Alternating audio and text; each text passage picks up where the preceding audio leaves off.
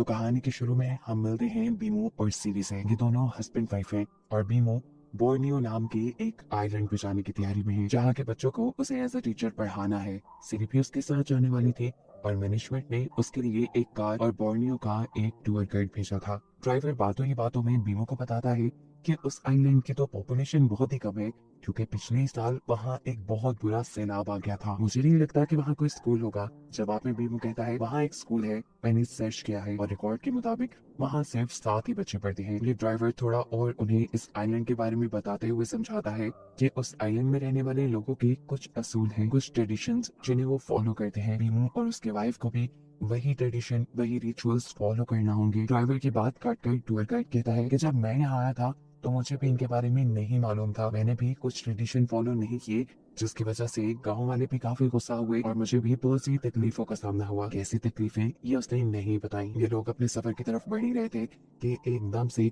सिरी को किसी के चिल्लाने की आवाज आती है। विंडो के बाहर जब वो दिखती है तो वहाँ एक फीमेल हेड आग के ऊपर उड़ रहा था जिसे देखकर वो बुरी तरह डर गई।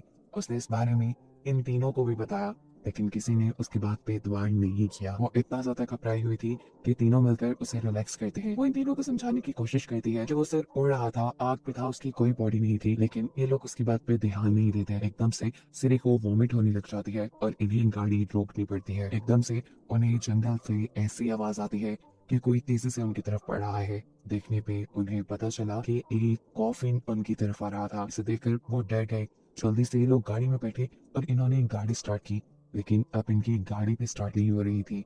ड्राइवर सीरी और बीमो से कहता है क्या तुम्हारे पास कोई लकी चार्म है, लेकिन इनके पास ऐसा कुछ ना होने पर वो कहता है कि अगर अंडे या चावल है वो दे दो। इनके पास अंडे थे जो वो इस कॉफिन के पास फेंक कर अपनी गाड़ी को चलाकर आगे बढ़ जाते हैं और पीछे हमें कॉफिन में से एक काला डरावना हाथ निकलता दिखाया जाता है। जल्द ही सुबह भी हो जाती है और ये लोग एक करीबी गांव पहुंचकर खाना खाते हैं। स्ट्रीट अभी तक घबराई हुई थी जिससे बीमो रिलैक्स करता है और से सवाल करती है कि वो कॉफिन था क्या, जिस पर टूर गाइड बताता है कि असल में यहाँ के लोग जब मरते हैं तो इन्हें दफनाया नहीं जाता बल्कि कॉफिन में डालकर उन्हें दरख्तों पर लटका दिया जाता है। इनमें से जो लोग काला जादू करते थे उनकी स्पिरिट यानी रूह ऐसे ही बेचैन रहती है। ये लोग मरने के बाद इंसानों का शिकार कर करके खाते हैं और ऐसे कॉफिन अक्सर यहाँ बोर्नियो में देखने को मिले हैं। जिसके बाद ये लोग यहाँ से अपना सफर कंटिन्यू करते हैं। वो सीरी से कहता है अगर तुम चाहो तो अपनी मोम के पास जा सकती हो, लेकिन सीरी उसे कहती है नहीं, मैं तुम्हारे साथ ही रहूंगी।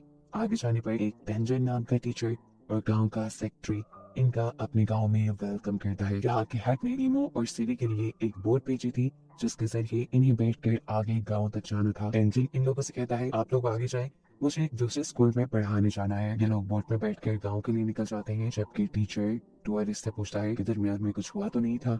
टूरिस्ट बताता है हाँ, पहले कुयांग उसके सामने आ गई थी और फिर एक उड़ता हुआ कॉफिन जिससे वो दोनों बहुत ज्यादा घबरा गए थे। टेंशन जवाब में कहता है ठीक है, अभी तो इन्हें बहुत सारी मुश्किलें यहाँ फेस करनी पड़ेंगी। इस लड़की के यहाँ आने की पेशन गोइयां तो पहले से ही हो रही थी, स्पेसिफिकली सिरी की नहीं, बस गाँव वालों ने ये पेशन गोई की हुई थी कि कोई दूसरे आइलैंड से एक लेडी यहाँ आएगी और इसका रिजल्ट क्या निकलेगा ये तो आगे ही हमें देखने को मिलेगा। यहाँ दिखाया जाता है कि बीमो और सीरी दोनों गांव तक पहुंच गए हैं। गांव का सेक्रेटरी उन्हें गांव के किनारे पर छोड़कर खुद चला जाता है। इन्हें यहाँ से आगे खुद ही जाना था। घने जंगलों के दरमियान में से होता हुआ ये रास्ता इन दोनों को ही डरा रहा था। यहाँ पर ये लोग दरख्तों से लटके हुए बहुत से कॉफिन में देख लेते हैं जिससे सीरी बहुत ज्यादा डिस्टर्ब हो जाती है और बीमो उसे रिलैक्स करते हुए किसी तरह इस जगह से निकाल लेता है। आगे बढ़कर ये एक ओल्ड लेडी से स्कूल का रास्ता पूछते हैं। जो लेडी उन्हें रास्ता तो बता देती है लेकिन ये लोग नोटिस करते हैं कि बहुत ही अजीब तरीके से वो लेडी और उसके साथ खड़ा हुआ एक आदमी इन दोनों को दिख रहा था। आगे जब ये लोग स्कूल में आते हैं तो सबसे पहले मिलते हैं यहाँ के प्रिंसिपल से। वो यहाँ इन दोनों को रहने के लिए इनका कैबिन देते हैं और इनके साथ खाना खाते हैं। खाना खाते हुए प्रिंसिपल ने इन्हें बताया कि पिछले साल उनके गांव में एक बहुत ही बुरा सैलाब आया था जिस सैलाब की वजह से बहुत सारे बच्चे मारे गए। यहाँ के जवान लोगों ने माइग्रेशन कर ली और अब बस सिर्फ 7 ही बच्चे उनके स्कूल में पढ़ते हैं। बच्चे बेशक साथ हैं लेकिन उनके फ्यूचर को भी ब्राइट करना इनकी जिम्मेदारी है। खाते खाते एकदम से प्रिंसिपल उठ जाते हैं और इनसे कहते हैं कि एक बात तुम्हें बताना भूल ही गया, हमारा ट्रेडिशन है कि अपने फूड में से कुछ हिस्सा हमें बाहर जंगलों में देना पड़ता है और इसके पीछे रीजन ये है कि हमारा मानना है कि जो चीज हमें नेचर ने दी है हमें उसमें से नेचर का हिस्सा नेचर को वापस करना होगा। ये सब बताने के बाद जाने से पहले प्रिंसिपल सनी से कहते हैं अगर तुम चाहो तो स्कूल में आकर पढ़ा सकती हो, ऐसे तुम्हारा दिल भी लगा रहेगा और तुम पूरा दिन घर पे भी नहीं बैठोगी। ये दोनों भी प्रिंसिपल की बातों पे एग्री कर लेते हैं, जिसके बाद बीमो प्रिंसिपल को बाहर तक छोड़ने के लिए आता है। उसके बाहर छोड़ते ही सिरी को यहाँ कुछ हलचल महसूस होती है और हम देखते हैं कि एक अजीब सी ओल्ड लेडी सिरी के ऊपर नजर रखे हुए थी। यहाँ बीमो प्रिंसिपल से बात करते हुए एक अजीब कपल के बारे में बताता है जो उन्हें जंगल में दिखा था। वो बहुत ही अजीब तरीके से इन दोनों को देख रहे थे। तो प्रिंसिपल उसके बात पे हंसते हैं और कहते हैं कि उन दोनों का नाम अलैंग और तंबी है। उन दोनों के बच्चे गुम हो गए थे। उसके बाद से ही गांव वालों ने उन्हें निग्लेक्ट करना शुरू कर दिया। उन्होंने भी गांव वालों से दूर जंगल में रहना शुरू कर दिया, क्योंकि गांव वालों का मानना है कि तंबी काला जादू करती है और उसी की वजह से गांव में वो सेना पाया था। जिस औरत की प्रिंसिपल बात कर रहे थे, ये वही औरत है जो अभी भी सीढ़ी के ऊपर नजर रखे हुए है। प्रिंसिपल चले जाते हैं, ये लोग भी सो जाते हैं और आधी रात में इनका दरवाजा खटखटाता है। रिमोट कर चेक करने के लिए जब जाता है तो एक औरत जल्दी से इनके घर के अंदर आ जाती है। ये तंबी ही थी जो इन्हें कुछ कहती तो नहीं, लेकिन इन दोनों को गौर से देखकर सिरी के पेट पर हाथ लगाकर यहाँ से चली जाती है। उसकी इस हरकत से ये दोनों बहुत ही ज्यादा डर चुके थे। ये बात सुबह होने पर ये दोनों प्रिंसिपल को बता देते हैं और प्रिंसिपल हंसते हुए उससे कहते हैं, अरे परेशान होने की कोई बात नहीं, तंबी हर नए लोगों के साथ ऐसा ही करती है। खैर अब ये दोनों अपनी ड्यूटी शुरू कर देते हैं। सिरी जिस क्लास में पढ़ा रही थी उस क्लास में सिर्फ 4 ही बच्चे थे, लेकिन जैसे ही वो किताब से मुंह उठाकर बच्चों को देखती है तो पूरी क्लास में उसे मरे हुए बच्चों के भूत दिखाई देने लग जाते हैं। इस चीज से वो बहुत ज्यादा डर जाती है और घर आकर ये बात भीमो को बताती है। भीमो से कहता है, मुझे नहीं लगता कि ऐसा कुछ हुआ होगा, ये तुम्हारी इल्यूजन्स होंगी। शायद तुमने ड्राइवर की बातों को ज्यादा सर पे सवार कर लिया है, ज्यादा मत सोचो। भीमो यहाँ से चला जाता है। इसके बाद सिरी को अपने पर्दे के पीछे किसी आदमी का शेडो नजर आता है। वो विंडो के पास जाकर जैसे ही पर्दा हटाती है तो वहाँ कोई नहीं था। रात में खाना खाते हुए वो बीमो से कहती है, बीमो मुझे लगता है कि कोई हर टाइम हमारे ऊपर नजर रखे हुए है। जिसके जवाब में बीमो कहता है, ऐसा कुछ नहीं है, तुम ज्यादा वहम कर रही हो, सब कुछ ठीक हो जाएगा। तुम एक काम करो, यहाँ के लोकल लोगों से मिलो जुलो। अगर तुम लोकल लोगों की रिस्पेक्ट करोगी तो वो भी तुम्हारा ख्याल रखेंगे। अगले दिन हम बीमो और सिरी दोनों को ही स्कूल के अंदर दिखते हैं। वो बच्चों के साथ खेल रहे थे कि एकदम से उन्हें दूर दरख्त के पास तंबी नजर आती है और फौरन ही बाद उन्हें स्कूल की एक बच्चे की चिल्लाने की आवाजें आती हैं। ये दोनों जब चेक करने के लिए अंदर गए तो इन्होंने देखा कि एक लड़की रूफ को तोड़कर उसके अंदर गई हुई थी। बीमो उसे बचाने के लिए एक टेबल के ऊपर चढ़कर उसके पास जाता है और रूफ के अंदर उसे वो स्टूडेंट पोसेस्ड हालत में मिलती है। ये भी ऐसी जैसे किसी चीज ने उसे अपने कंट्रोल में किया हुआ हो। उसकी आंखें भी अजीब हो रही थी और उसके मुंह से भी खून आ रहा था। ये लड़की बीमो को डरा भी रही थी। बीमो इससे पहले ये कुछ कहता उसे दूसरे कमरे से सिरी की चिल्लाने की आवाजें आती है। ये लोग जाकर देखते हैं तो सिरी दूसरे कमरे में लॉक थी और वहां उसे बहुत सारे बच्चों की स्पिरिट्स नजर आ रही थी, यानी मरे हुए बच्चों के भूत जो उसके पेट की तरफ इशारा करते हुए सेक्रीफाइस सेक्रीफाइस कह रहे थे। और इस वाकये से तो सिरी और भी ज्यादा डर गई थी। उसके पेट में भी शदीद दर्द होने लगा था। कुछ देर बाद देखने को मिलता है कि सिरी जिस रूम में बंद थी उसका दरवाजा भी खुद ब खुद ही खुल गया, जहाँ पर सिरी बेहोश पड़ी थी। जबकि दूसरी तरफ जो लड़की क्लास के रूफ के अंदर थी और अजीबोगरीब हरकतें कर रही थी वो भी बेहोश हो जाती है। सेम कटो कर रात में हमें सिरी को दिखाया जाता है जो जब अपने घर पे आराम कर रही थी तभी अचानक से उसके घर की खिड़की तोड़ते हुए यहाँ कुयांग आ गई। कुयांग यानी बोर्नियो आइलैंड में पाए जाने वाली वो स्पिरिट जिसका सिर्फ हेड आग के ऊपर उड़ता है। इस कुयांग ने जैसे ही सिरी के ऊपर हमला किया उसे पहचान लिया कि ये कोई और नहीं बल्कि तंबी है। इससे पहले कि तंबी उसे कुछ कह देती सिरी की आंख खुल जाती है और हमें मालूम होता है कि ये सब जो उसने देखा वो उसका सिर्फ एक बुरा सपना था। अगली सुबह प्रिंसिपल उनके घर आते हैं ये बताने के लिए कि पिछले दिन जो कुछ भी स्कूल में हुआ था उससे बच्चे काफी डर चुके हैं, इसीलिए आज स्कूल बंद रहेगा, वो लोग भी स्कूल ना आए। इस सब के बाद प्रिंसिपल सिरी की तबीयत पूछते हैं जो अभी भी खराब थी और साथ ही उन्हें विलेज हेड का पैगाम देते हैं कि वो इन दोनों को अपने पास मिलने बुला रहे थे। बीमो और सिरी उनके पास चले जाते हैं और सरदार फिर इन दोनों को यहाँ एक मीना नामी लड़की से मिलवाने के लिए ले जाते हैं। मीना एक जादूगर थी और उसे ये जादू की स्किल्स अपनी फैमिली से मिली थी। आखिरी रात सिरी के साथ जो कुछ भी हुआ था उसे मालूम करने के लिए मीना उसका हाथ पकड़ती है और चेक करके उसे बताती है कि वो तो प्रेग्नेंट है। ये बात तो सिरी को भी मालूम नहीं थी।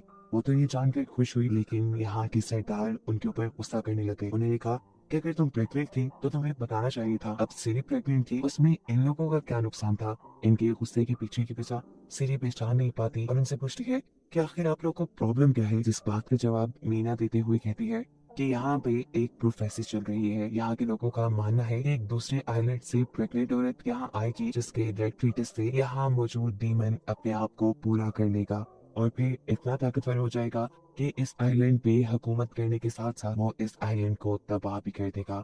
उनकी बातें सुनकर सिरी और बीमू भी बुरी तरह डर गए। मीना उनसे कहती है, आप लोग डरे नहीं, मैं कुछ करती हूँ। वो यहाँ कुछ पत्तों को लेकर उनके ऊपर तंत्र मंत्र पड़ती है और एक आदमी को उन पत्तों को उबालने का कह देती है। और इसी दौरान हम देखते हैं कि सिरी बेहोश हो चुके हैं। मीना उसे होश में लाने की जब कोशिश करती है तो एकदम से सिरी को होश आया, लेकिन वो बहुत ही अजीब हो गई, ऐसे जैसे किसी ने उसे पोसेस किया हुआ हो। उसका पूरा का पूरा मुंह काला हो गया और आंखें अजीब हो गईं। जिस वक्त उसकी हालत अजीब थी, बाहर का मौसम भी भयानक हो रहा था। तेज तूफान के साथ बहुत सारे काले बादल छाने लगे थे और ये इस बात की तरफ इशारा था कि शायद गांव वालों का कहना अब सच हो रहा है। यहाँ मीना सिरी को कंट्रोल करती है और किसी तरह उसे पत्तों का कड़वा पानी पिलाकर ठीक कर देती है। इस वाक्य के बाद दिखाया जाता है कि हेड और उसके कुछ साथी आपस में एक दूसरे से मीटिंग करते हैं। गांव का सेक्रेटरी हेड से कहता है कि इससे पहले कि यहाँ कुछ भी बुरा हो, हमें चीजों को कंट्रोल में ले लेना चाहिए। मुझे लगता है कि ये सब तंबी ही करती है क्योंकि वो एक कुंजी है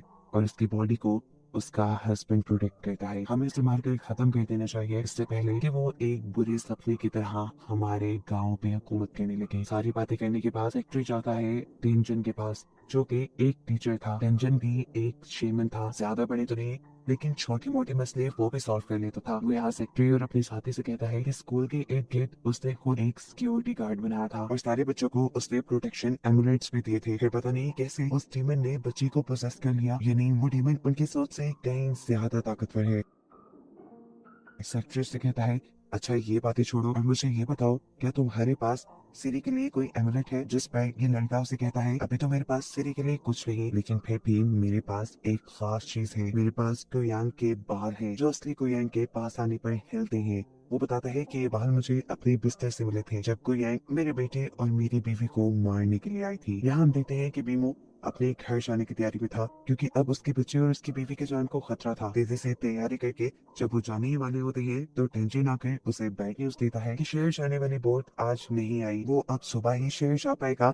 साथ ही टेंशन उनसे ये भी कहता है कि आप लोग टेंशन मत लेना, मैं आपके घर की ईंट के कुछ प्रोटेक्शन स्पेल्स बना देता हूँ जिससे आप लोग हर बुरी बला से महफूज रहेंगे। और हाँ, मेरी एक बात याद रखना, चाहे कुछ भी हो जाए सुबह होने तक कमरे से बाहर ना निकलना। रात गहरी हो जाती है और इन्हें एकदम से अपने घर के करीब हलचल की आवाजें आती है। उनके घर के कोई यांग ही उड़ रही थी जिसको फिर वो अपनी छत के ऊपर महसूस करते हैं और इस टाइम इन्हें कोई यांग की दर्द भरी खौफनाक चिल्लाने की आवाज भी सुनाई देती है जिससे ये बुरी तरह डर जाते हैं। लेकिन फिर खैर ये रात किसी तरह कट जाती है। सुबह ये लोग जब शहर जाने के लिए निकले तो इन्होंने देखा कि शहर जाने वाली बोट को किसी ने जला दिया था और ये काम भी वो जानते थे कि कोई यांग ने किया होगा। बीमू यहाँ नोटिस करता है कि बोट के पास खड़े हुए बहुत सारे लोग एकदम से पोजेस होने लगे हैं और दूर खड़ी तंबी ये सब कुछ चुपचाप दिख रही है। वो जैसे ही तंबी के पास जाने लगता है तो तंबी वहाँ से गायब हो जाती है। वो जब सिरी के पास वापस आया तो उसने देखा कि इस रिश में सिरी कहीं गुम हो चुकी है। वो हर जगह अपनी वाइफ सिरी को तलाश करता है, लेकिन जब सिरी उसे कहीं नहीं मिलती तो वो बुरी तरह परेशान हो जाता है और उसे ढूंढने के लिए स्कूल के पास आता है जहाँ उसे मिलती है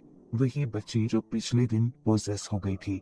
भीमो जब उससे सिरी के बारे में पूछता है तो वो जंगल की तरफ इशारा कर देती है। भीमो जब वहाँ बैठता है तो उसे वहाँ सिरी का स्कार्फ और ज्वेलरी मिली, लेकिन ऐसा ब्रेसलेट तो कभी उसने पहना ही नहीं था। उसे याद आ गया कि ऐसा ब्रेसलेट उसने सेक्रेटरी के हाथ में देखा था। वो सेक्रेटरी के घर जाकर उसे लड़ने लग गया कि मुझे पता है तुमने ही सिरी को किडनैप किया है, देखो तुम्हारा ब्रेसलेट मुझे मिला है उसके कपड़ों के पास से। पर एकदम से भीमू ये देखते हुए चुप हो गया कि सेक्रेटरी ने अभी तक अपना ब्रेसलेट पहना हुआ था। ऐसा ही एक और ब्रेसलेट टेंजन के पास भी था। सिरी के गुमने की खबर भी पूरे शहर में फैल चुकी थी, इसीलिए गाँव के हेड और मीना भी यहाँ भीमू के पास आ जाते हैं। मीना भीमू से कहती है कि अगर तुम्हें वहाँ टेंजन का ब्रेसलेट मिला है तो इसका मतलब तुम्हारी बीवी को किडनैप टेंजन ने ही किया है और मुझे लगता है कि वही है जो तंबी की मदद कर रहा है। अब मीना सिरी को ढूंढने के लिए एक जादू कहती है जिस जादू की वजह से एक धुआं पैदा होता है और वो धुआं इन्हें सिरी तक ले जाता है। जैसे ही ये लोग सिरी के पास पहुंचते हैं तो गुयांग इन्हें डराने लगते हैं, लेकिन बीमू हिम्मत करता है और अपनी वाइफ सिरी को बचा ही लेता है जो इस टाइम बेहोश थी। ये लोग सिरी को उठाकर जंगल में बने हुए एक कैबिन में ले आते हैं। मीना को ये बात पता चल जाती है कि कुयांग को उनके यहाँ होने की खबर हो चुकी है, इसीलिए वो सबसे पहले कैबिन के चारों तरफ एक ऐसा जादुई मंत्र पढ़ती है जिसकी वजह से कुयांग यहाँ आ न सके, और फिर रूम के अंदर जाकर सीढ़ी के ऊपर कोई जादू करना शुरू कर देती है। बाहर वो सेक्रेटरी और बीनू को ही काम देती है कि वो लोग जाकर तंबी को मारे ताकि वो दोबारा सीढ़ी के ऊपर कोई जादू ना कर पाए। ये लोग जैसे ही तंबी के पास पहुंचते हैं तो देखते हैं कि तंबी इस वक्त भी जादू ही कर रही थी, और इससे पहले कि वो तंबी को मार देती, तंबी उन्हें रोकती है और कहती है कि जो तुम्हें नजर आ रहा है वो सच नहीं है। सच असल में ये है कि मेरे अलावा भी इस गांव में एक कुयांग है, और वही कुयांग सीढ़ी के पीछे पड़ी हुई है। मैं तो सीढ़ी के बच्चे को बचाने की कोशिश कर रही थी क्योंकि मैं जानती थी वो दूसरे कुयांग अपनी ताकतें बढ़ाने के लिए सिरी के बच्चे को सेक्रीफाइस कर देगी। सीन कट होकर हम तेंजिन को देखते हैं जो अभी भी असली कुयांग की तलाश में था, कुयांग के बालों के सदके। वो जब इन बालों को लेकर तंबी के पास जाता है तो ये बाल नहीं हिलते, और जैसे ही वो मीना के पास जाता है तो ये बाल हिलने लग जाते हैं। ये कहानी में सबसे बड़ा ट्विस्ट ये था कि जिस मीना को ये लोग अच्छा समझ रहे थे, जिससे ये लोग अपने तौर पे इलाज करवा रहे थे, असल में वही तो कल्प्रिट थी, वही तो कुयांग डीमन थी जिसे अपनी ताकतें पूरी करने के लिए सीरी के बच्चे का सेक्रीफाइस चाहिए था, और उसने इस सेक्रीफाइस शुरू पे कर दिया था। कहानी के शुरू में जहां हमने देखा था कि तंबी ने आकर सीरी के पेट पे हाथ रखा, तब सीरी ने उसके बच्चे के ऊपर कोई प्रोटेक्शन स्पेल्स लगाए थे जिसे अब मीना तोड़ भी चुकी थी। सारी सच्चाई जानने पर यहाँ बीमो भी अपनी बीवी सिरी को बचाने के लिए जाता है, साथ ही साथ अपने कुयांग के रूप में तंबी भी। यहाँ मीना सिरी के बच्चे का सेक्रीफाइस देने ही वाली थी कि अचानक उसे कैबिन के बाहर किसी की हलचल सुनाई थी, और ये तेंजिन और सेक्रेटरी थे जिसे मीना पकड़कर मार देती है और दोबारा अपने मिशन के लिए जाते हैं। और इससे पहले कि अब भी वो अपने मिशन में कामयाब हो जाती, ठीक वक्त पर तंबी आकर उनसे लड़ने लग जाती है। तंबी से लड़ने के लिए वो भी यहाँ अपने कुयांग वाले रूप में आ गई थी। इनके दरमियान इतनी बुरी लड़ाई चल रही थी कि वहाँ उनकी कैबिन में आग भी लग गई। सिरी जो वही लेटी हुई थी, बीमो किस तरह हिम्मत करता है और सिरी को वहां से बचा कर निकाल लाता है। हमें मालूम होता है कि तेंजिन भी अभी मरा नहीं था। वो यहाँ बीमो को कुयांग के बाल देते हुए कहता है कि जाओ जाकर असली कुयांग को ढूंढो और उसे मार दो। ये सब करना आसान नहीं था क्योंकि कुयांग की बॉडी की बहुत से डेड गार्ड्स ये नींबूत हिफाजत कर रहे थे, लेकिन बीमो हिम्मत नहीं हारता और इन बालों की मदद से कुयांग की असल बॉडी को ढूंढते हुए वो उसे लाकर जलते हुए कैबिन के अंदर फेंक देता है। अपनी बॉडी के जल जाने पर कुयांग कमजोर हो जाती है, जिसके बाद वो कुयांग इन्हें मीना के दिल पे हमला करते हुए उसे हमेशा हमेशा के लिए खत्म कर देता है। मीना के मरते ही अगले सीन में हमें बताया जाता है कि इस गांव में सब कुछ ठीक हो गया था। सब लोग गांव में अब जान गए थे कि इस गांव में जो सैलाब आया था वो तंबी की वजह से नहीं बल्कि मीना की वजह से आया था। यहाँ पर बीमू और सिरी को तंबी और उसका हस्बैंड भी दिखाई देते हैं, लेकिन गांव जाने पे उन्हें मालूम होता है कि वो तो रात में ही मारे गए थे। तब बीमू समझ गया कि असल में तंबी और उसके हस्बैंड स्पिरिचुअल वर्ल्ड से यहाँ पर इन दोनों की सिर्फ हिफाजत करने के लिए आए हैं, क्योंकि कहानी के पोस्ट क्रेडिट सीन में हमें दिखाया जाता है कि खतरा उनके गांव से पूरी तरह टला नहीं, क्योंकि एक मुंह छुपाए लड़की कुयांग मीना के सिर को जिंदा करते हुए दिखाए जाते हैं, जिसका मतलब है कि अब वो डीमन दोबारा उनके इस गांव पे हमला करेगा। और यही बताते हुए ये कहानी यहाँ खत्म हो जाती है।